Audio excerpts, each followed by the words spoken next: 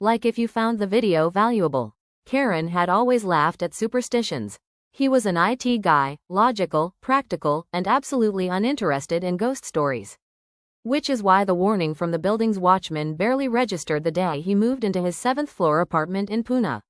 "Sir," the old man muttered, pointing at the narrow corner window in Karan's bedroom, "don't open it after midnight."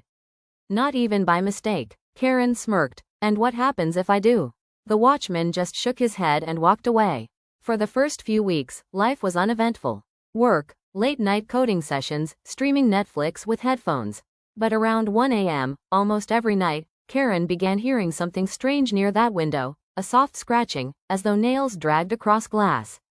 He assumed it was just pigeons or the wind. But the sound was inside, not outside. One night, frustrated by the noise, Karan switched on the flashlight on his phone and pointed it at the window. Nothing. The glass was spotless. The scratching stopped the instant the light hit. The next night, it came back. Louder. This time it wasn't scratching, it was tapping. 3 slow knocks, deliberate and heavy. Knock, knock, knock. Karan froze in bed. His rational mind fought with the panic rising in his chest. Finally, with trembling hands, he crept closer. The glass was cold, much colder than the rest of the room. On the other side of the pane, faintly illuminated by the city lights, was a pale hand. Pressed flat against the glass. Karan stumbled back, heart racing.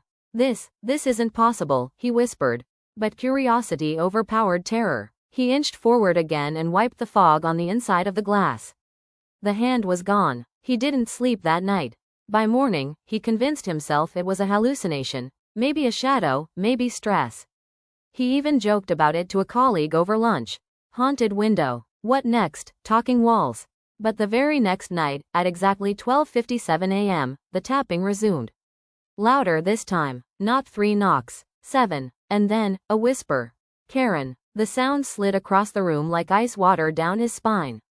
Nobody knew his name. Nobody could. He bolted out of bed and ran into the living room, heart pounding. When he dared to look back, the window was wide open. He was certain he had locked it. The curtains fluttered as though something invisible had just entered. Terrified, Karan called the watchman. At first, the old man refused to come upstairs. When Karan begged, he reluctantly arrived, clutching a small brass idol of Hanuman. He didn't even step into the bedroom, just stood in the doorway, muttering prayers. "You opened it, didn't you?" the watchman said. Karan shook his head violently. "No, I swear, it opened on its own." The old man's eyes were filled with pity. "That window isn't meant for the living. Every few years, a tenant ignores the warning. They always vanish. Leave tonight, beta. Don't wait for morning." Karan didn't believe him, but he couldn't ignore the fear twisting in his gut. He packed a bag, planning to crash at a friend's place. As he zipped his backpack, he heard the bedroom door creak. He turned. The window was closed again. But this time, his own reflection was standing on the other side of the glass, smiling back at him. The lights flickered. His phone went dead, and when the building guard returned at dawn to check on him, the apartment was empty. The only sign of Karan was a single palm print, pressed against the inside of the glass.